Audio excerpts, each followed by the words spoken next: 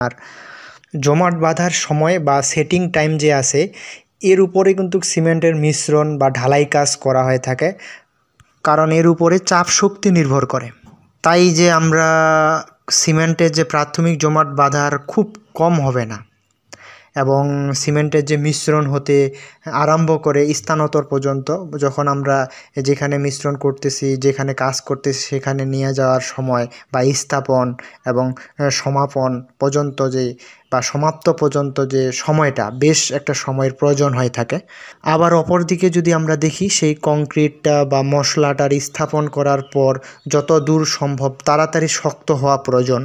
তেমনইভাবে ভালো মানের আপনি রড দিচ্ছেন, ভালো মানের আপনি সিমেন্ট দিচ্ছেন, ভালো মানের মিস্ত্রি দিচ্ছেন, ভালোভাবে একটা ডিজাইন করেছেন কাঠামো তৈরি করার জন্য, কিন্তু আপনার সেই সিমেন্টের মশলার যে সেটিং টাইম এগুলোর বিষয়ে কোনো খেয়াল রাখতেছেন না। সাধারণত আমরা যে সিমেন্ট ব্যবহার করি, পোর্টল্যান্ডের সিমেন্ট যে ব্যবহার করা হয়, এবং আবার আছে যে আমরা দ্রুত জমাট বাঁধারও সিমেন্ট ব্যবহার করে থাকি। তো গ্রামে 99% মালিকেরা তারা প্রাথমিক যে পোর্টল্যান্ড সিমেন্ট আছে এই সিমেন্টটাই ব্যবহার করে থাকে। তাই আমি বলবো, ভাই আপনি পোর্টল্যান্ড সিমেন্ট ব্যবহার করতেছেন, প্রাথমিক যে পোর্টল্যান্ড সিমেন্টটা এটা ব্যবহার করতেছেন, কিন্তু প্রাথমিক সময় যে আপনার জমাট বাঁধতেছে এটা কমপক্ষে 30 মিনিট থেকে 45 মিনিট পর্যন্ত সেই মশলাটা বা সেই ঢালাইয়ের যে কংক্রিটটা এটা ব্যবহার করতে পারেন। এর বাইরে গেলে বা এর বেশি সময় হলে সেটা আপনার শক্তি অনেকটা কম হয়ে যাবে, বা চাপ শক্তি অনেকটা, যেহেতু এর উপর নির্ভর করে থাকে ঢালাইয়ের বা মিশ্রণের, তাই এটা অনেকটা শক্তিটা কমে আসবে। তাই মালিক হয়ে বলবো, যদি আপনি গাঁথনির উপরে একটা স্ল্যাব করতে চাচ্ছেন, তাহলে সেই গাঁথনিটার উপর অতি গুরুত্ব দিন। সেই গাঁথনিটার জন্য অল্প অল্প করেই তারা মশলা তৈরি করুক, এবং অল্প অল্প করে তারা ঢালাইয়ের জন্য মশলা মাখুক, এটাই আমি বলবো।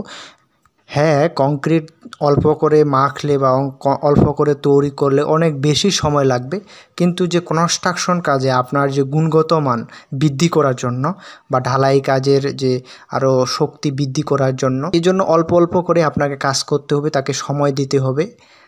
মশলা বা কংক্রিট এটা চূড়ান্ত জমাট বাঁধার সময় হচ্ছে 10 ঘন্টা। সাধারণত আমরা যদি পোর্টল্যান্ড সিমেন্টও ব্যবহার করি, এটার ক্ষেত্রেও আপনাকে 10 ঘন্টা পরে চূড়ান্ত একটা জমাট বাঁধার সময় হবে, এবং দূরত্ব যদি জমাট বাঁধার সিমেন্টও ব্যবহার করে থাকি সেটাও 10 ঘন্টা পর্যন্ত লাগবে।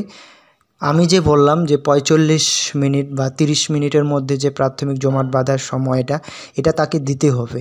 এখন আপনি বেশি মেখে ফেললেন পানি দিয়ে, তখন তো তারা সেখানেই জমাট বাঁধা শুরু হয়ে গেল, অলরেডি পানি পেলেই সিমেন্টটা সেখানে জমাট বাঁধা শুরু হয়ে গেল মিশ্রণের পর।